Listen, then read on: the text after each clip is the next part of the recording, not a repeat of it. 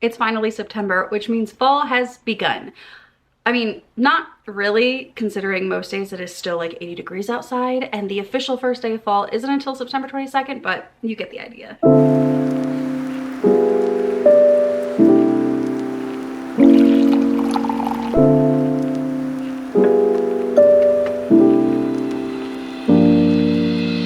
Welcome back to my channel. My name is Fallon. I am 34 years old and I make bookish content here on YouTube. Like everybody else in the world, fall is absolutely my favorite time of the year. I mean, what is there like not to love? The leaves are changing, it's colder outside. Like, I'm over summer, I'm so ready for fall. So as we are about to head into the colder months, or the burr months as we like to call it over here, I figured I would do my fall TBR. Now, when I originally thought of this video, the goal was to only pull books from my bookshelves. Like, I was kind of in this headset of like, okay, let's just look at what I own and go from there, and that's how I'll make my TBR. But that is like impossible, especially when I'm on BookTok and BookTube and Bookstagram, and everybody's always recommending all these amazing fall books. So I couldn't stick to just the books on my shelves. Now, I don't really have this list like broken down into what I want to read each month or in any specific order, but I do have it separated into physical books, which I have a pile right here, and then books that I plan to eventually read on my Kindle. So that's sort of the vibe we're going. We're gonna start with the physical books, and then we'll get into the books that I wanna read on my Kindle. The first book on my list is actually a book that I have already finished reading. This is Ninth House by Leigh Bardugo. I started this, I think, the first week of September, and I finished it about a week or two ago. I devoured this book. I absolutely loved it. Ninth House has been on my reading list, like my endless TBR, since I read The Secret History and If We Were Villains. However, and I was going to read that book, I was going to read this right after I read those. However, both of those books, I read them back to back in a very short amount of time. And the book hangover that I got from reading those books was intense. And so I never picked this up. I don't know if it was like, I thought it was gonna do the same thing, or I just could not get my head into it, but I put it off for far too long because this book is so good. So it follows Alex Stern as she stumbles her way through the secret societies of Yale University, which is really, really cool. The settings in this book, I mean, that's what makes it a fall read in my opinion. Like, it's in, you know, Connecticut, so it's gorgeous there. But there's secret societies, there's ghosts, there's such a unique magic system. Like, I've never read a magic system so unique before, to where I was like, whoa, this is really, really cool. I love this book. It was so good. I actually did buy the second book in the series, Hellbent, and I've been listening to the audiobook off and on. It's gonna take me a little longer to get through that one because it is an audiobook, so I'm only really listening to it when I'm like cleaning or going for a walk or crocheting or something like that. But this I devoured it, and I am so happy that I finally got to it because I absolutely loved it. This next book is called The Unfortunate Side Effects of Heartbreak and Magic by Brianne Randall. It was marketed as a practical magic meets Gilmore Girls. So, I mean, like any sane person, I pre-ordered it, then it came in the mail, and then I put it on my shelf, and I completely forgot about it. That being said, everything about this book, everything I've read about it, all the reviews are really good, and all of them say that it gives the best like cozy, witchy fall vibe. So I'm very much here for it. We've got a family curse of sorts, secrets, a second chance at love, a small town, a mother-daughter combo.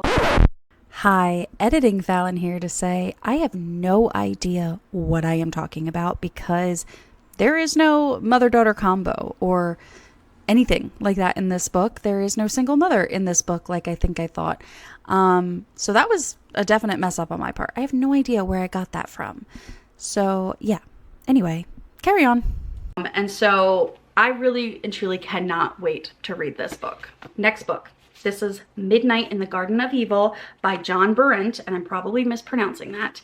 This book was gifted to me by a friend for my birthday last year, and like the last book, I just put it on my shelf and then completely forgot about it. The story takes place in Savannah, Georgia, and it centers around a murder that takes place in 1981. The book, though, is not really about just the murder. It is about all the characters. It's about all the people in the town and how this murder has affected them. And it I mean, the cover is absolutely gorgeous, and it gives really like spooky kind of like true crime vibes, and I'm very much here for it. And I can't believe I let it sit on my shelf for as long as I did, because I mean, I cannot wait. The next 3 books I'm going to talk about together because they are the first 3 in a huge series. And the series that I'm talking about is the Vampire Chronicles series by Anne Rice, which starts with Interview with a Vampire and then goes to The Vampire Lestat and then is followed up by Queen of the Damned. Over the summer, actually, I think back in August, I watched the Interview with a Vampire TV show on AMC. And I devoured it. It was so good, so well done. Of course, I watched the Tom Cruise and Brad Pitt Interview with a Vampire years and years ago, obviously. But there was something about the show that reignited my love for vampire stories. I mean, I've read and I've watched all the vampire shows. Team Damon, always. I've read as many vampire books as I possibly can, but I've just never gotten around to reading these. And so I am like, I'm hell-bent on reading these this fall because ever since watching the show, I like cannot get the story out of my mind. I'm like, I need to read it. I need to know the source material. I got these from thriftbooks.com. It's also an app. You should totally look into it.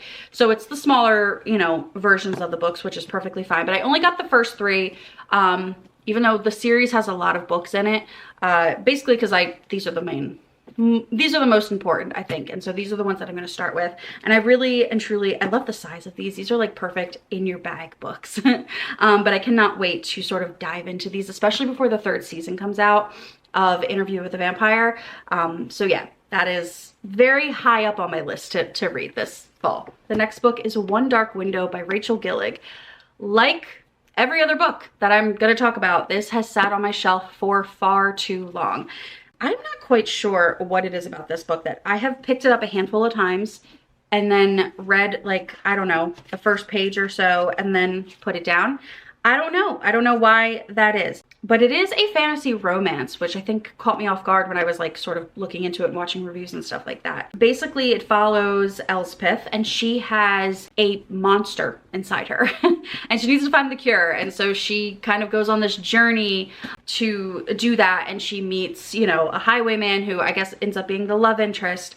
I watched a handful of reviews about this that say that it is so unique in just the story and the idea and all of that. So, and I mean, it's a gorgeous book, and there's a 2nd book in the series. So I'm really hoping that I enjoy this. I will probably read this closer to Halloween, but I'm hoping that I enjoy it as much as I think I'm going to, because it's, like I said, it's been sitting on my shelf for so long at this point.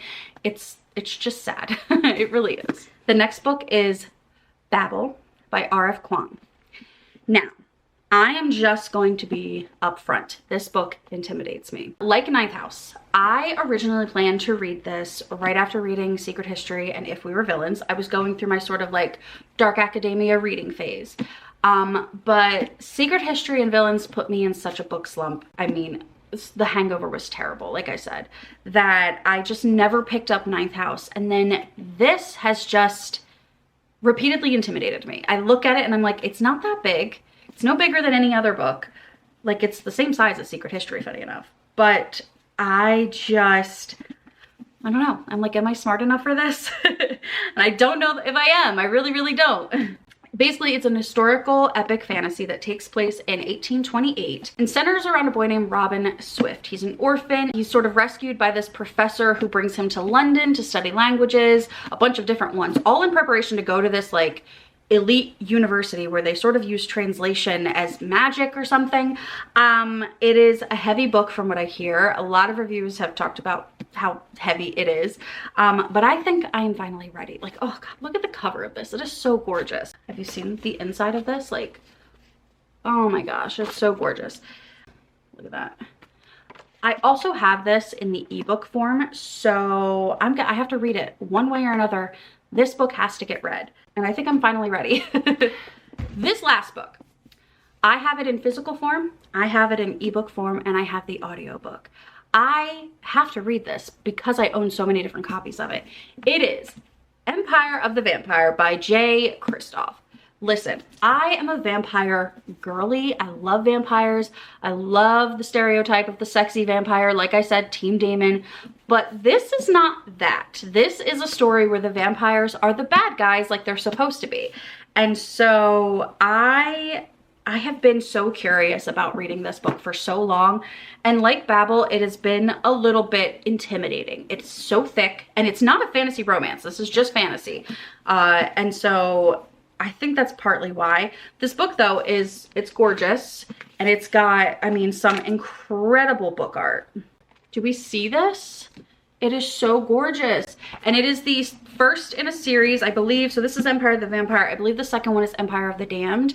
But I have it in so many different forms that, like, if I don't read it, that's a huge waste of money. So I will get to reading this. Honestly, I think I'm gonna end up reading this a little closer to Halloween as well. I have a few other vampire stories on my next list that I plan on reading, so I'll probably read this right along with that. Okay, so that concludes my list of physical books that I already owned that are on my fall TBR.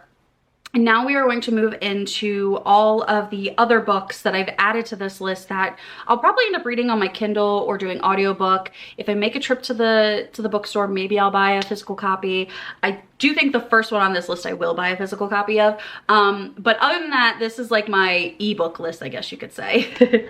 The first book on that list is a book that just came out. It is The Third Gilmore Girl by Kelly Bishop. As I have said earlier, I am a huge Gilmore Girl fan. Like, I feel like everybody says that nowadays, but I have been a Gilmore Girl fan since it was airing on cable. I am 34 years old. Keep that in your mind. You know, I'm old enough to have watched it on cable when it was airing. It was a really important show for me and my mom, who is no longer with us.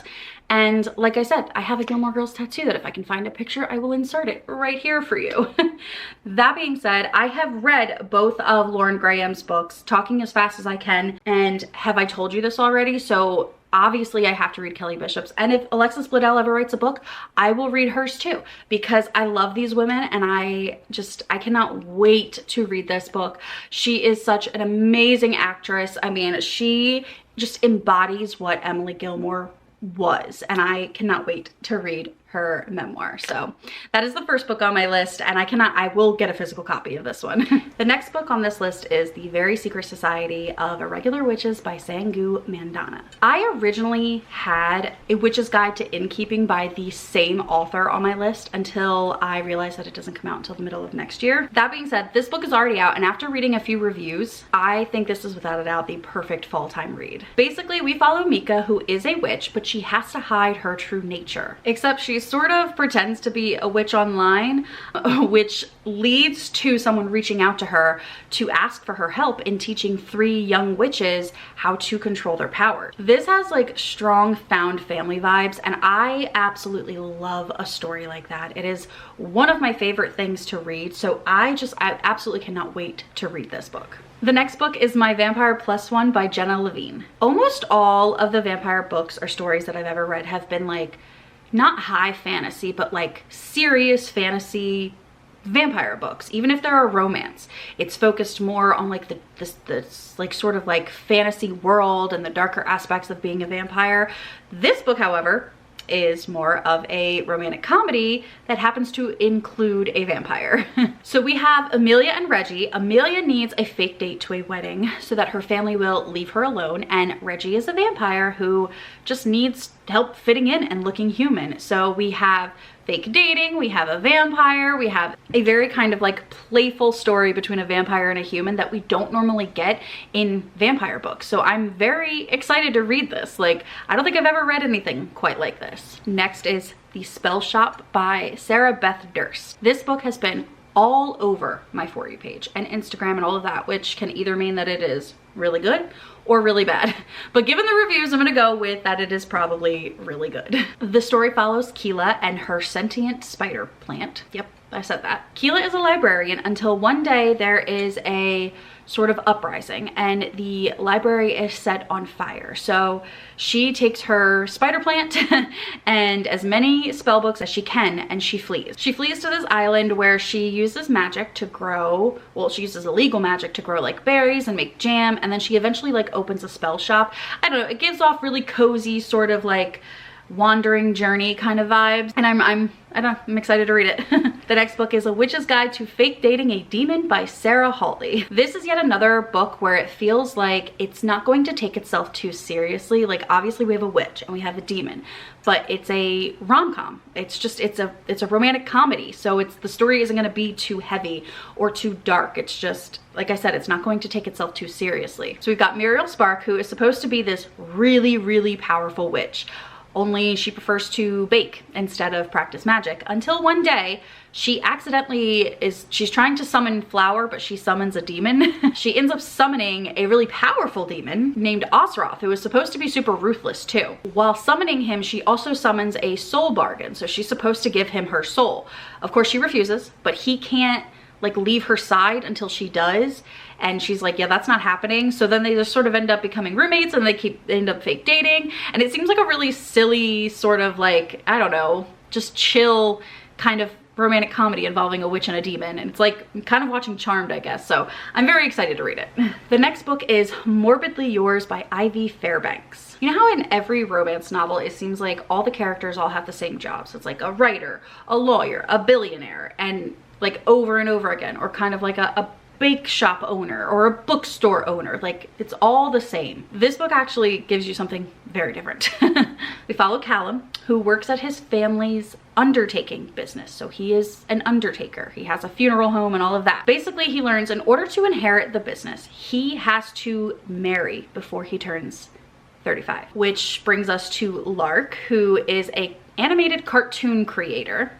Yeah, very different than all the other jobs you hear about in all these other romance novels. She basically agrees to marry Callum so that he can get his inheritance. So it's just a fake marriage of convenience type thing. But it takes place in Ireland, which is like the thing that really caught my attention. That and the undertaking, which I'm like, that is cool. That is really, really cool. And I mean, like, it takes place in Ireland. I have to read it. I absolutely have to read it. The next book is Haunted Ever After by Jen DeLuca. In this book, we follow Nick, who owns a coffee shop on this small coastal Florida town that is sort of haunted. It's called Boneyard Key, and the whole town sort of like leans into this haunted vibe in order to like get more tourism going. Then we have Cassie, who reacts to all of her friends getting married by buying a house that she plans to fix up on this small coastal town. Only the house may or may not be haunted. So it's like your standard romance, but just with like a spooky twist. And I don't know, it sounds really good to me. The next book is The Pumpkin Spice Cafe by Lori Gilmore. Now the cover of this book, which I'm gonna try to put right here, is so freaking cute. It is so cute. And there's a second book in the series, which is like the Cinnamon Bun Cafe or something like that, or the Cinnamon Bun Bookshop. I'm not quite sure. Either way, the cover of this book is what really drew it to me. All of the videos that I see of people making like fall content, this book is in the content because it's just so cute and fall-like. As for what the book is about, we've got Jenny, or Jeannie, I'm not quite sure how it's pronounced, who inherits this coffee shop from her aunt who died. And then we have a small town farmer guy named Logan, and he's like the grumpy guy. So we've got like the sunshine grumpy thing going on. It gives very much like Gilmore Girls vibe with the small town like love, and one's grumpy and one like runs an inn or a coffee shop or some sort. But yeah, no, this is just definitely one of those super duper cozy reads, and I can't wait to like read it. How many times have I said I'm excited to get to read this book in this video?